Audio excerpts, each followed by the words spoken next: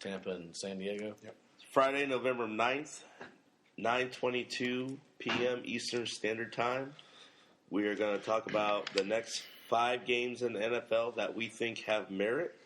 We will go into one college game after that. And now we start the show. Welcome to the Thursday War Room. If you've joined us before, we want to thank you, and thank you for joining us again. Tonight, we're going to be talking about what we feel are the top 5 games going on, the top 4 in the NFL, and we've got one college game going on. We'll let you know what those are in just a moment. Just to start us off, I'm letting you know that we are an opinionated show. We're 3 guys that like to watch sports. We watch it together, and we talk about it all the time. Every stats will come from off paper, but every prediction is an opinion. I'm joined tonight by 2 other gentlemen that'll be here every evening on this show with me. I got Greg to my left. Hey-o. I got Chip to my right. Howdy. So we're going to go ahead and get started tonight. We want to let you also know that you can reach us. If you have an opinion or a comment on our show or a question that you'd like read on the show, you can reach us on ThursdayWarRoom.com, Twitter, or Facebook. If your question's pertinent to what we talked about the week before or what we're going to lead up to, we'll be glad to read it for you. Let's get started this evening. First game we're going to talk about, first matchup in the NFL, is Tampa Bay at home at 4-4 against the San Diego Chargers. San Diego Chargers are also 4-4, and Tampa's given three points to San Diego at home. First, I don't think anybody trusts San Diego. I mean, if you look at the past 3 years, they never, and when I mean never, they consistently do not cover, and they start out slow. They pretend to end late pretty good, but then they usually fail. Phillip Rivers, he needs to have a better year. He's lost a lot of the tools that he had. I don't think anybody thinks that North Turner is still going to be a coach after this year. This is a disappointing year. Now you look at Tampa Bay. Tampa Bay has everything going for them. They got a new coach. He's got a little bit of attitude. You got Doug Martin, that is second best to Adrian Peterson. And then you look at their quarterback. He's looking better and better. He's making less mistakes. And the Tampa Bay defense is not like it was when they won the championship, but they're being brought along. So I look for Tampa Bay to really cover the spread and be a little bit better and have a little too much for San Diego. I agree with that totally. Going back to, Doug Martin, muscle hamster, nobody likes that. Nobody would. And over the fact that North Turner, how long are you going to keep North Turner in place? Phillip Rivers, he's got numbers, but he has no wins, no championship wins. So where does this train run out at?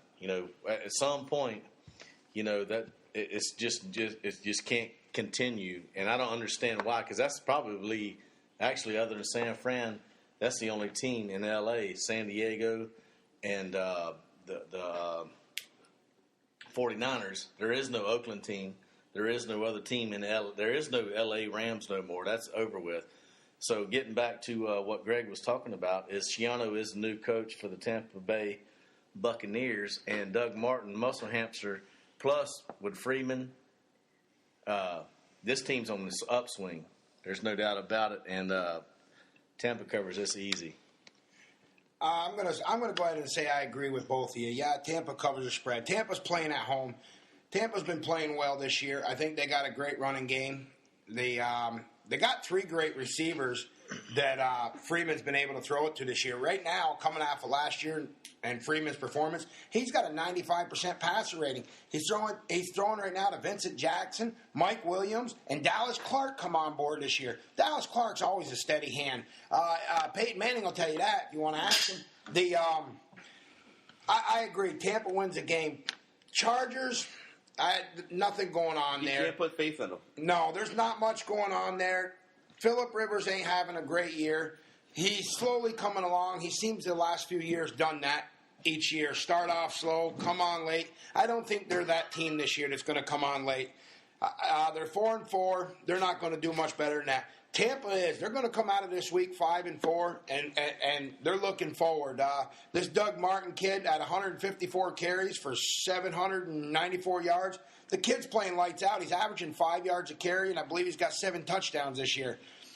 I agree with both of you. Tampa covers the 3-point spread and goes on to be 5-4. Moving on. We're going to move on to what we all felt was the second best game of the week, and that is New Orleans at home against Atlanta. Atlanta giving New Orleans 2.5 points, and New Orleans also just coming off a big win. I say a big win. They won at home against Philly, but you never count Philly out. When you look at Atlanta, I mean, first, the talk about the whole year was, okay, they're 4-0, they're 5-0, they're 6-0. Is that a record you can respect undefeated? Why? Because in the past years, they have not, they consistently have not produced in the playoffs. It's always supposed to be Matty Ice's year. It's always supposed to be, this and that. But the fact is that they haven't been able to close. Now, when you look at New Orleans, a team disjointed. They had a whole bunch of off-field problems. Everybody's heard it ad nauseum. They're still in appeals right now. No one cares about that. But you look at the past 2 or 3 games, looks like they're getting on an upswing. Looks like they're gaining some momentum. So maybe you look at New Orleans, and we're in the Dome. So that's a tricky place to play. The Mercedes Dome, I believe it's called. They both play in a dome.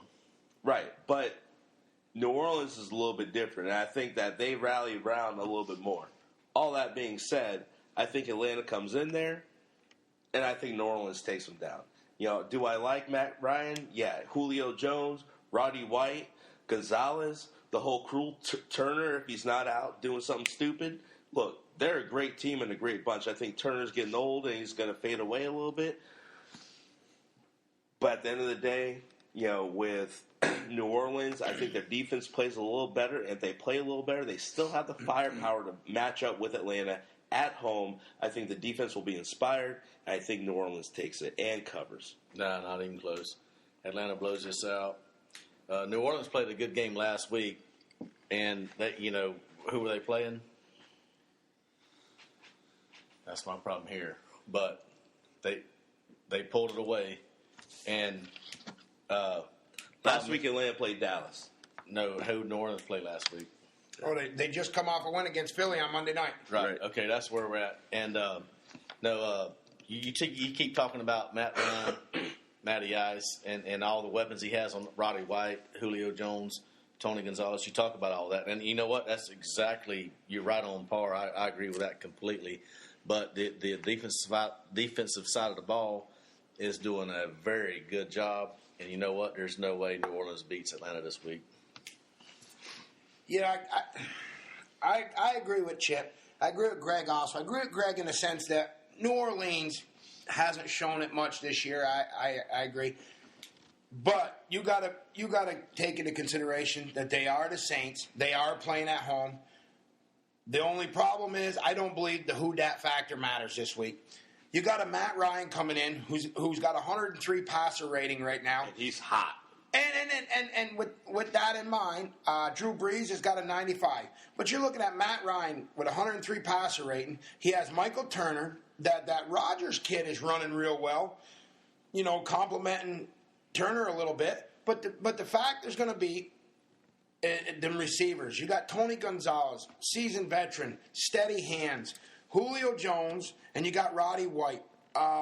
Tony Gonzalez right now has 500 yards catching roughly thereabout, and Julio Jones and Roddy White are averaging 600 and 700 each. So when it comes down to it, I watched Brees throw the ball Monday night, throw the ball around the field real well.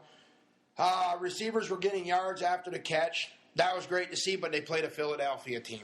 Right now, do you take a Matt Ryan versus a Peyton-less Drew Brees as your quarterback? Wait a minute. Yes, absolutely. I take Matt Ryan all day. I'm confused. Say that again. Just if you were picking a player and you were going to start your team with him, would you get Matt Ryan with Drew Smith Brees right now? Peyton Manning? No, Matt Ryan right now or Sean Payton-less Drew Brees. Matt Ryan all day. Yeah. Well, let me run this by you real quick to finish up what you were saying real fast. Remember one thing. Right now, at this point in the year, Matt Ryan has a little over 2,300 passing yards, 17 touchdowns, and 6 interceptions. Drew Brees has 2,500, 22 touchdowns, and 8 interceptions. What's the difference? Falcons are 8-0, and the Saints are 3-5. So the Falcons find a way to win. Other than offense, they find a way to win on defense, which just so happens that the New Orleans defense showed up on the Philadelphia team that's really in disarray, but played lights out and won the game. No, Atlanta's defense is better than New Orleans' defense. Atlanta takes care of this. I agree totally. Atlanta wins the game in New Orleans, and they cover the 2.5 points. Moving on. The third game we want to talk about this evening, in my opinion, probably the best game of the weekend as far as the two best teams, in my opinion, Houston and Chicago. Houston going into Soldier Field at 8:30 at night. You're talking about a dome team going into Soldier Field. Both teams are 7-1. Chicago's favored right now by 1.5. Okay, so there was talk early in the week about Peanut Tillman actually playing, and it ends up that his wife's going to give birth on Monday as opposed. Mind you, this is his 4th kid. Not that that matters, but it's not like it's his first, and he has good rapport with the team. So he's probably going to be there. Going up to Chicago in November is tough. Mm-hmm. Flat out. You got Cutler, Vanderbilt, fine. But with Cutler and Brandon Marshall, they have an honest attack. Their defense is playing lights freaking out. Yes. And I'll tell you what, there's about 3 places you don't want to play right now when it's November. Soldier Field. 1, Soldier Field. Number 1, Soldier Field. 2, up in New England. And 3, probably Seattle because of the crowd and their noise, my opinion. That being said, Houston's clicking on all cylinders. And they're tough right now. Schaub's playing good. Johnson's getting it. You got the running back. You got the defense. J.J. Watt. Has there been, when I think it was week 3, everybody crowned Matthews from Green Bay as being the man. And J.J. Watt ripped that after they lost Mario Williams, which is supposed to be the truth. Out in the Bills doing nothing. I think he's sweeping floors. I'm not sure. Mm-hmm. Chicago wins this by at least 5. That's not a pick. That's just my opinion because I don't think there's any way that they can travel north, play in the cold, and beat Chicago. Now, the only thing that's going to really, and this is the problem with Cutler, he believes in his arm, and he takes chances. And he takes unnecessary chances. And Houston has a type of defense. They're not as physical as the Seattle, but Houston has a type of defense where they can get in the mix and they can make you pay for stupid mistakes. And that's what, when Chicago has lost or when Chicago has been near to losing, that's what's happened. Cutler believes in his arm, makes impossible throws, a la Brett Favre, and there's a problem. Yeah, we got a real problem. And you know what? The problem is whoever's pulling for Texas to win this ball game has got a real problem on their hands because Texas does not go to Soldier Field and win this ball game. And I can tell you why. It's the difference between the quarterback on each team. Cutler is a better quarterback than Schaub. And you know what? There's one other little factor here. And you know what? It is not Brian Urlacher.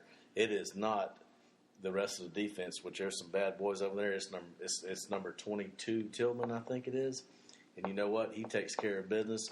And unfortunately, Texas is probably on paper the better team. I like him on paper. I do too. Hey, I'm on board with that. But you know what? They're not going to go in the Chicago field and win this ball game simply because of the fact that Cutler and Brandon Marshall are hooking up real nice, and they got a little running back called Mr. Forte. Guess what? Look out for Chicago. Let me ask you this: Do you believe that?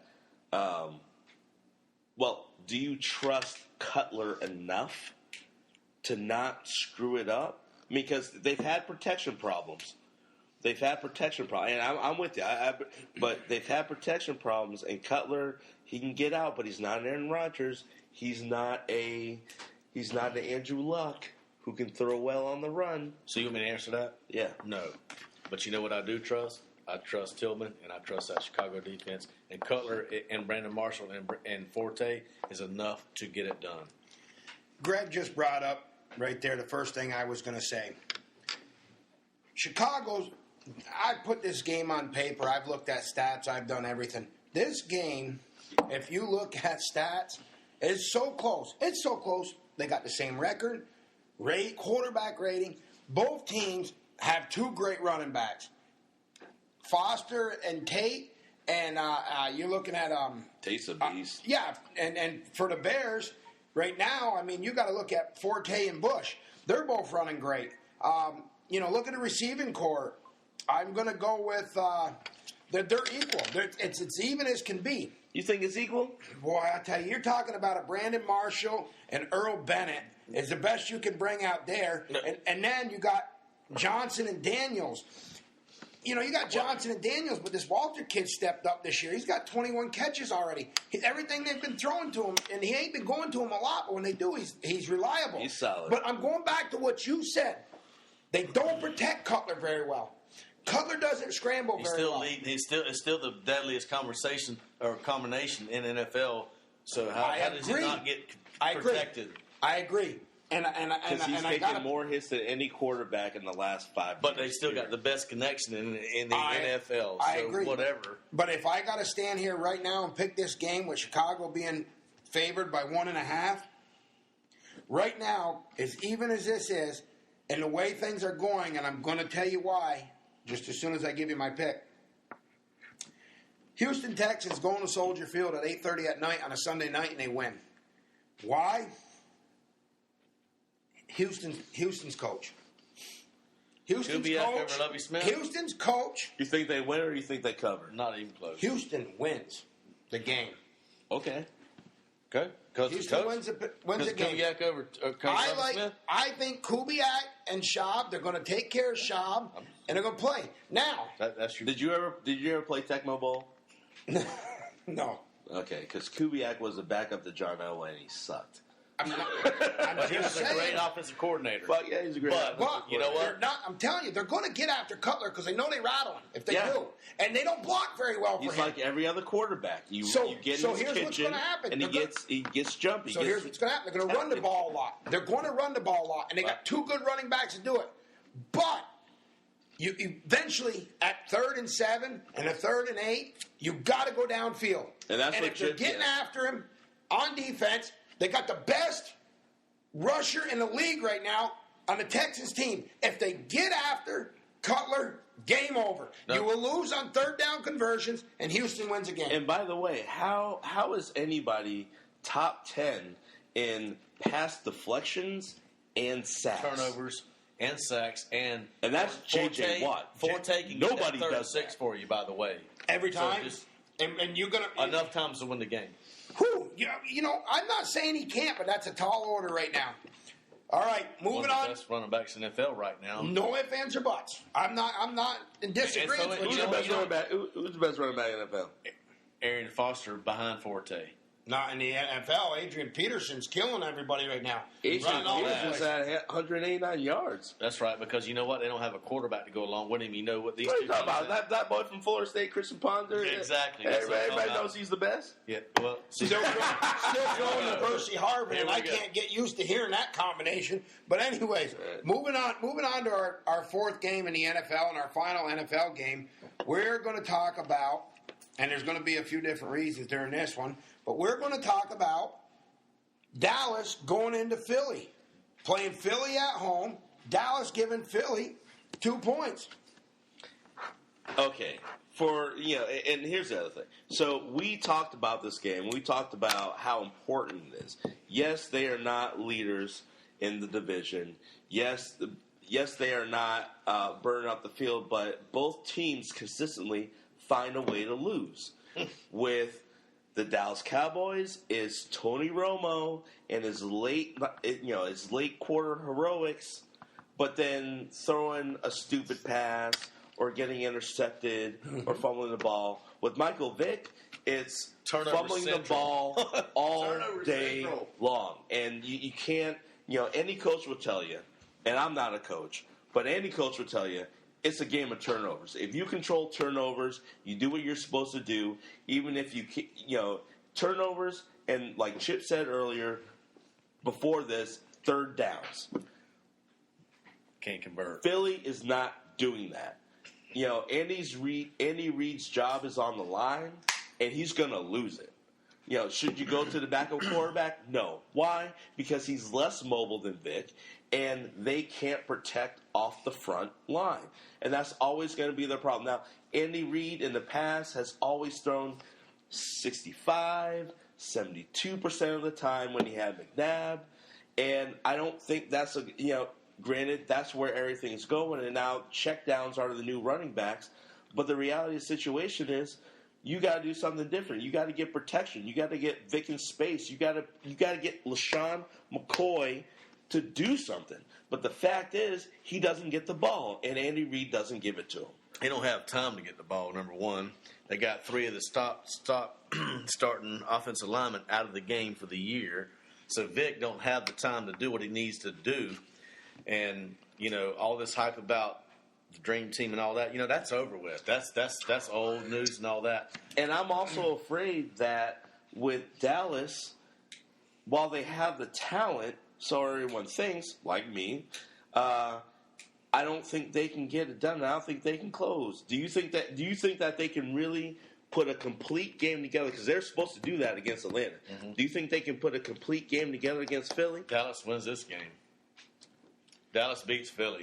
It's Philly. There's never been a disorganized organization NFL football team as of late 4, 5, 6 years. Philly Philly has fallen so far, and you know what? You know who's going to lose their job before Michael Vick does? In my opinion, which would be a foolish mistake once you get your offensive line back and once you establish your offense again, which Andy Reid can do, but they're not going to give him a chance. Andy Reid loses his job first over Michael Vick, in my opinion. Do you get rid of an Andy Reid first and foremost? No, you don't. Who do you replace with? You don't go out and get a rookie coach. And you don't go out and get any other coaches left in the league. And that's the problem, because it's not like you don't have talent, but maybe he has lost the team. Exactly. Okay, so you don't maybe get he's rid of lost Michael the team. Vick, you get but rid of Andy Reid. If you get rid of an Andy Reid, you got to go after one of two things. Right now, the only thing that's in the league coaching right now that's worth even picking up to put on that team to play in Philadelphia and replacing Andy Reid is a Sean Payton. If you don't do that, you have to go outside the box and look at retired. Is Sean Payton on the market? Yeah, he's going to come on the market right now. No, he's on the market. Okay. His contract just got voided. He's right now a free agent until his suspension is up, at which point he can start talking to the teams. He actually asked for permission to talk to the Saints to get the contract going again, but that may or may not happen. They may or may not. And I'll tell you what, Dallas is looking at him real hard. Yep. But I'll tell you what, and you are right. Who are you going? And that's a big question. You're going to go into retirement. The few guys that are out there that could come out of retirement and coach right now are not going to do it. They are not going to do it. And it's not coming out of retirement. You got to look at the coordinators across the league right now. Well, then you got to look at coordinators who are really burning it up. And you know what? You know who I would look at? You know who I would look at is whoever's the offense. And I don't even know the names, but I can tell you right now, I do know LeBeau for the defensive coordinator for Pittsburgh. Who's Pittsburgh's offensive coordinator? Who is that? I tell you what, boys. I don't know. Where it all runs. I don't know who it is, but I'll tell you this: Roethlisberger doesn't like him because he runs too much ball control. Roethlisberger is winning right now. Here's the thing. And you know what? He knows what it's going to take to win through the playoffs. Here's the thing. And I think that's working real good. You both know I don't want to pick a winner in this game. I don't want either team to win. I'm a Giants fan. Always have been. I got to pick a winner, and I'm going to tell you what. Dallas wins. I'm going to pick Dallas, and here's why. First thing that could hurt Dallas, if Philly had any other team than what they have this year, is they're going to Philadelphia, and it's going to be cold. Dallas plays that dome. Number two, Tony Romo always seems to crack in the big game, and this is a big game. I don't care if both teams are 3-5 or not. It's an NFC East rivalry, and I mean They're going to both play great. Legitimately, this is the biggest game of each team's season. Right, Because right now. If you go Here's 3 and the problem. 6 versus 4 and 5, you're done. Here's something that bothers me a little every time we talk about Romo. Okay, Romo only has an 82% passer rating, but he's passed for almost 2,400 yards, 10 touchdowns, with 13 interceptions and no receivers. No receivers. What are you talking about? Jason Witten, Des Bryant, Miles Austin. Des Bryant's out. No, Des Bryant can't catch This is the problem. consistently. You still got DeMarco Murray, who is out right now, and you got Murray's on Felix defense. Jones. Felix DeMarco Jones doesn't. Murray is Felix Jones doesn't even count anymore. right. But what I'm trying to tell you is that when you put all that in play, if you watch Dallas always comes out and plays a good, hard-nosed football game. And yes, they're going to beat Philadelphia because Philadelphia is no good. But if you watched Philadelphia play New Orleans on Monday night, they ran the ball all over the field. Between the 20s, they ran the ball They're great. not winning ball games. I understand that. But if they ever can put the red zone together, they can score points. They had over 500 yards total offense with 13 points in the game. What does that say? They're running between the 20s hard. They can't do anything after that. They're just an open field team right now, and that's the best they can do. My opinion, Dallas wins the game. Bottom line. Here's the problem with Dallas. The problem with Dallas is they can't close. Jerry Jones. Well, We're all in agreement on that. that's next week, folks. Really, I mean, that's a whole day in itself. But the problem is they can't close. But at the same time, they can score on anybody. When they were down against who was it? The Giants. Yep. They were down 22-0 at halftime. And they came back. But what did they do? Typical Dallas. They screwed it up. Some of it was Romo, last play of the game, throw it out the end zone, said maybe where somebody could catch it, like you're worried about your 5th interception. Regardless of that, Romo don't worry about that. He really don't. I That's think- what separates Romo that you hate about him so like much. Stephen A. He doesn't Smith worry about says, Dallas is an accident waiting to happen, and I believe my prediction on the Dallas game is going to be Philly, and they cover. I agree. What's Romo puts Wait, up big hold stats. on. Chip, we gotta get Chip on the record. So you agree Philly beats Dallas? That's No, what I you said Dallas wins the game. Well, Greg said Philly I think Philly beats Dallas. No, I think Dallas wins the game. Okay, I just want to clear that up. Dallas wins What the do game. what do you think, Chip? Oh, I've already said what I think, and Dallas goes to Philly, and they win the ball game. They cover the spread. Ain't even a question here. No, Dallas wins. Dallas is wins too the game good. because the same reason I said earlier is the fact that Philly's never found their all-star defense and all these just top all-star Pro Bowl cornerbacks. Well, half of them's hurt. Okay, and 3 of the offensive line are hurt, and it's not Vic's fault. You know what? I'm not blaming Philly. Like I said before, Philly's problems are not Michael Vick's problem. They're Andy Reid's problem. And before if you're the GM of that team, you know what you do? You do not get rid of Mike Vick. You take care of Andy Reid. Unfortunately, I love Andy Reid. He's going to be a great coach in Cleveland because that's where he's headed to, by the way. And once this is over with, he won't win in Cleveland either because nobody wins in Cleveland. It's just like going in the SEC, going to Kentucky. Nobody wins in Kentucky. But anyway, let's don't talk about that. Go ahead.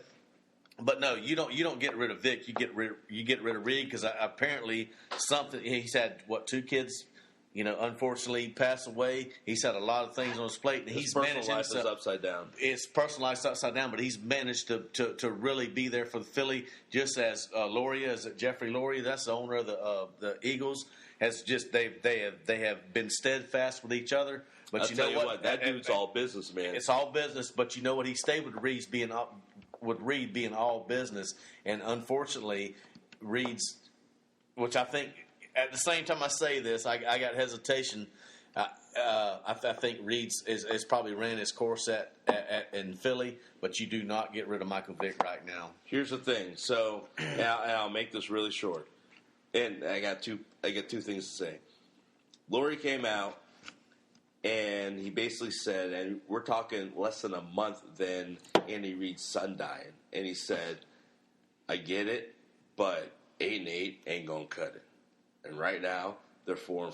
It would have though, but it's not. No. It doesn't now. No, it doesn't no more. It doesn't now. Because Donovan McNabb's not the quarterback for Philly no more, and they don't win NFC championships no more. That's why it don't cut it. Point number 2, with the over-under on Vic fumbling being 2.5. Oh. Or rather, the over-under on Philly turnovers in the negative side. Not if they fumble the ball and recover it, but losing it. I say 2.5. Over. I think over 2. Because they're going to send. Because I'm going to tell you now. I think over, and they still beat Dallas because I don't trust Dallas. Ryan is going to send the house after Vic every play. Ryan, why would he? He's going to and he's got nobody to block. They're going to rattle him. You get him running around. He loses a football on his own. You don't even got to hit him. I'm telling you. Ryan is he better than the New York Ryan? Oh, well, you can't. He isn't a head coach yet, and I don't know what he's like. No, I'm just talking about their defense. I haven't looked at the numbers. Yes. Right now, I would say Dallas yes. Ryan's better than Jets Ryan. Yes. All right. Because he's got two. The main reason is because Rex Ryan's in charge of the whole program, offense and defense, and his brother. What's the other Ryan boy name? Anyway, he just has to concentrate on one side of the field. He's not Jason Garrett. He is. No one wants to be Jason Garrett. Not right now.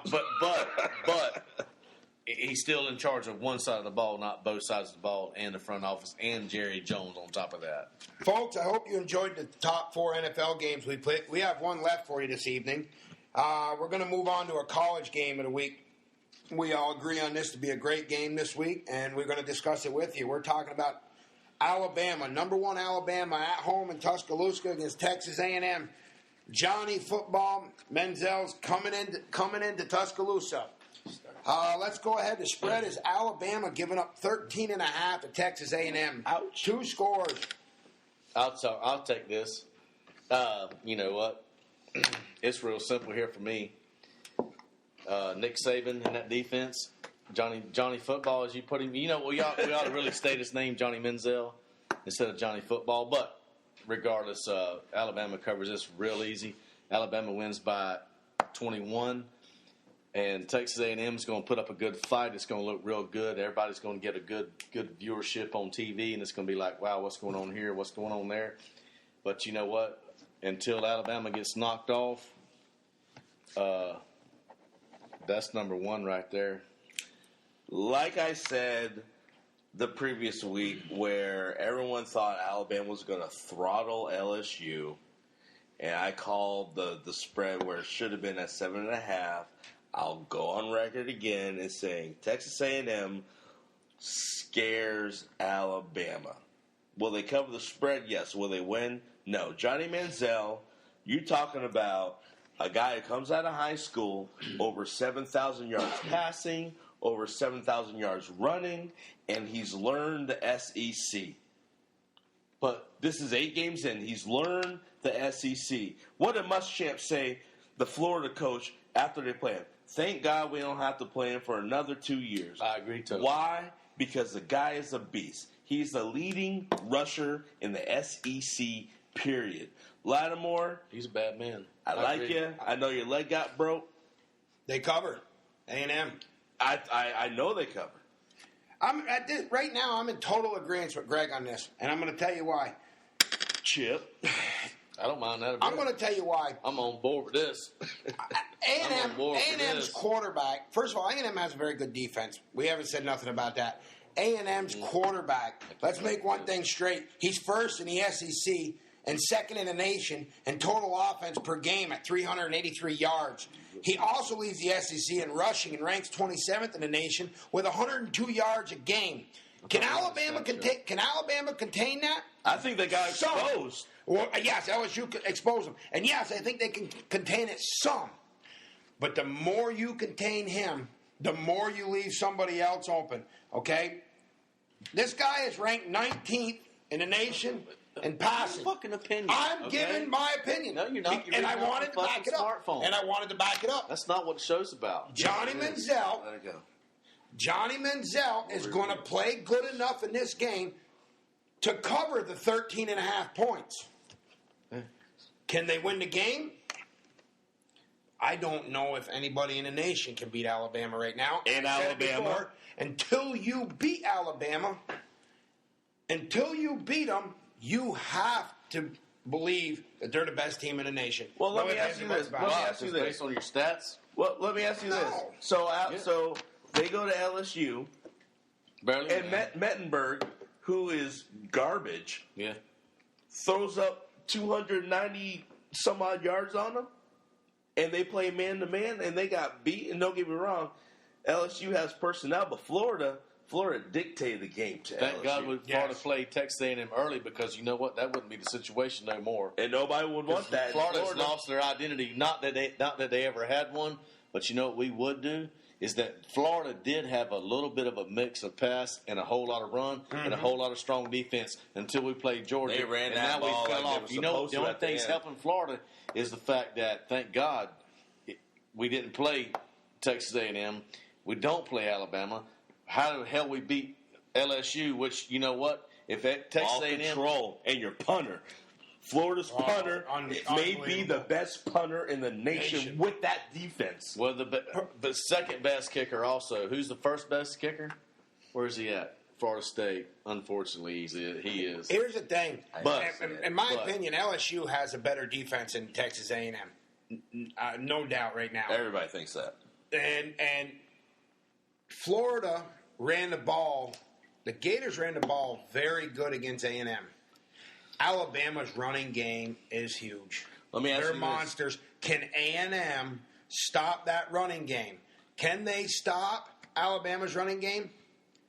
They're going to have to step up. LSU did, but they couldn't. But they if couldn't shut it down. If they do, then it comes down to McCarron, seasoned vet. Is he overrated, or is he? Because here's the I problem think with he's McCarron. number 2 in the Heisman Trophy race Yes, myself. he's not Right. overrated.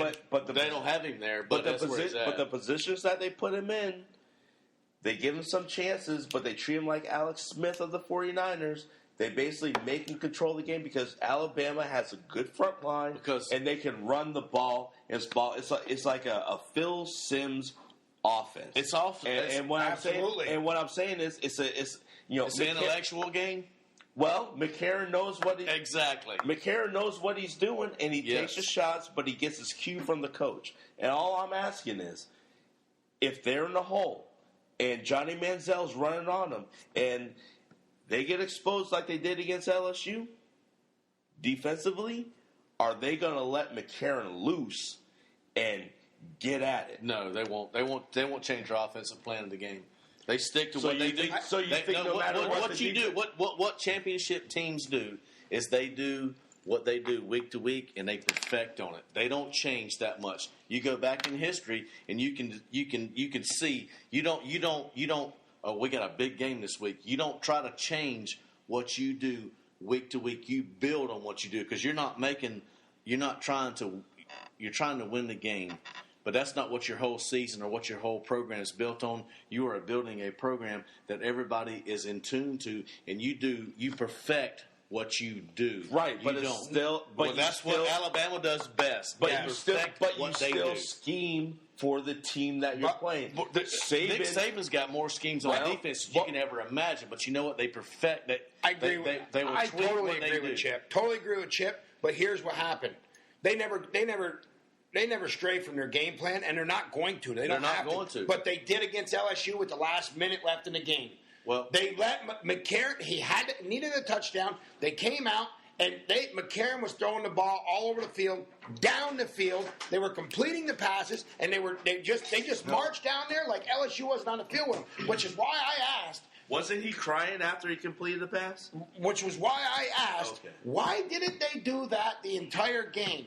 But I agree with Chip saying they don't stray from their game plan because it works for them. That's why they didn't. Well, the one thing that everybody that does not understand SEC football, and I'm not saying you two boys don't, but I'll be glad to jump into argument with both of y'all at any time, is what you don't understand what the SEC goes through week to week, no matter who the opponent is. You get into the conference schedule. Bullshit. What you get involved with week to week, there is going to be a letdown. Was that absolutely. Alabama's letdown that they still won? or do you think Texas A&M is going to be the letdown? You tell me. You know what? This right here ain't no letdown. Alabama goes. Wait, if you want to argue that, but then we look right back to I think LSU was their letdown. And and just for sake of argument, what happened last year with LSU and Alabama in the regular season? Alabama got beat. And one of the worst. That's last year. And then turn around, come back, and beat them in the national champ, and beat them. But turn around and LSU with a not a Do you good agree or quarterback at all. disagree with LSU and Alabama playing for national title after they already played the conference schedule?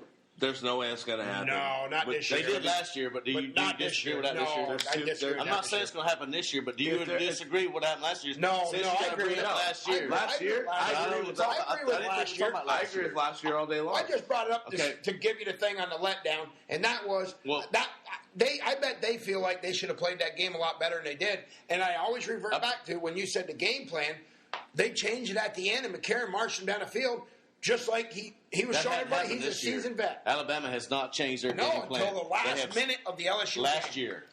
Until the last minute. Last year. This year, Alabama has stuck to the plan. Oh, because they haven't had to vary. They haven't had to change. Well, they've been blowing LSU gave them a scare. Absolutely. It gave them a scare, but seriously, this right here, you boys got a problem with that? But I'm telling you right now, you better believe something. Jeez. If you're a coach for A&M, Auburn, Western Kentucky, or anybody else that plays Alabama, you better look at that game film. You know, everybody knows what Alabama's game plan is. They don't stray from it. But that better open your eyes to the fact that McCarron can throw the ball downfield. Everybody can have a letdown in the SEC. Everybody can have a letdown in the SEC. Absolutely. And nobody wants to give credit to the SEC. That's the whole Who's problem. taking credit away from well, the I'm SEC? just Homer. Who's taking Everyone gives away credit from to the SEC. We're talking about two SEC teams, and I'm saying you better open your eyes to the fact that A.J. McCarron can do almost anything he wants. You don't believe because you ain't been here. Both of you. Both of y'all. What? Cut it. Just trying to tell you. I'm No, trying to you mix it up. can't do I that, am. dude. I like it. But That's you can't what do makes that. But you're getting personal. I'm not Now you're getting personal. Yes, you are. And telling us we don't believe I'm you. not pissed. No, I'm just but saying. we weren't arguing the fact of SEC or nothing with you. We were talking about these two teams. They're both SEC teams and how they play. And no one was But arguing nobody gives SEC. credit to the fact of what they have to do week after week. Right. We weren't even getting into that. It always gets lost in the shuffle. Here's the we never thing. got into that. 8-1, sitting at number Here's the thing. 6 and the 7 in the BCS. Here's the thing, and that's a point that you can make, but what doesn't work is the same thing that happened when we first did it, and Larry jumped all over me about, you don't know what you're talking about, this and that. I don't have a problem with it personally, but we got way off topic because there was no argument about SEC football but for in general. the recording and people listening, But it always goes back to that. No, it doesn't. never went to it, though. But I don't care. I'm But throwing it it out never there. went to SEC football or not. We were talking about two teams playing each other and game plans, and nothing about SEC one way or the other Maybe so. came You're up. right. Maybe you're right. You're right. But you're right. we still got to close You're the right. show. You're right. We still got to do that. You're right. And You're right. We're still you know what I mean? You're right. Because I'm going to tell you right now, You're right. in my opinion, right mind. now, I'm today, good. I'm glad to see standing it. here today, Texas A&M don't cover 13, or Alabama don't beat them by 13. That's what you're saying. I think Texas A&M covers the 13 points. Alabama wins the game. There's no doubt. I said it before. I don't think anybody can stop Alabama this year. They're just too good. They're in my opinion, a semi-pro football team that just keeps bringing them same athletes in year after year. Nick Saban is a phenomenal football coach. But with that in mind, we want to go ahead and say thank you for joining us this evening on the Thursday War Room. We hope you enjoyed the show. We hope you'll listen to us each and every week. I said before the show started that if you've got a question, concern, or a comment, you can reach us by ThursdayWarRoom.com, email, Facebook, or Twitter. I want to thank Greg. I want to thank Chip tonight. I felt like we had a good show, and we hope you enjoyed it. Thank you, and we'll talk to you next week.